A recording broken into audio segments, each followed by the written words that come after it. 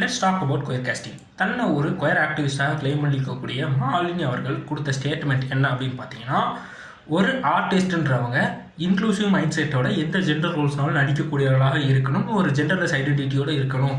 As a film மேக்கராக ஒரு நான் equipped quire ஆர்டிஸ்டை காட்டிலும் ஒரு நல்ல டேலண்டட் நான் கொயர் பர்சனை நான் கொயர் கேரக்டருக்கு கேஸ்ட் பண்ணுவேன் என் படம் நல்லா வர்றதுக்காக அப்படின்னு அவங்க சொல்லியிருந்தாங்க.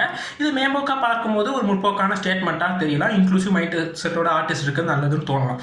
ஆனால் எந்த இடத்துல இது சரியாக இருக்கும் அப்படின்னு பார்த்தீங்கன்னா, ஒரு டேலண்டட் கொயர் பர்சன் நான் கொயர் கேரக்டர்ஸை நடிக்கும் போது இந்த சொசைட்டி அக்செப்ட் பண்ணுதுன்னா அது அக்செப்டபிள் ஸ்டேட்மெண்ட்டாக இருக்கலாம். உதாரணத்துக்கு ஒரு டேலண்டட் திருநங்கை திருநம்பி ஒரு முழு நேர பெண் கதாபாத்திரத்தில் ஆண் கதாபாத்திரத்தில் நடிக்கும் பொழுதும் இந்த சொசைட்டி அக்செப்ட் பண்ணுதுன்னா ஓகே. ஆனால் அவங்களோட ரெப்ரஸன்டேஷன் ஆல்ரெடி கம்மியாக இருக்குன்றப்ப அவங்களுக்கு கிடைக்கிற 1-2 வாய்ப்பையும் நீங்கள் ஆதிக்க சமூகத்துக்கு கொடுக்குறீங்கன்னா இது எந்த விதமான ஆக்டிவிசம்? என்னையை பொறுத்த வரைக்கும் இது சுய விளம்பர எலிட் ஆக்டிவிசமாக தான் தோணுது.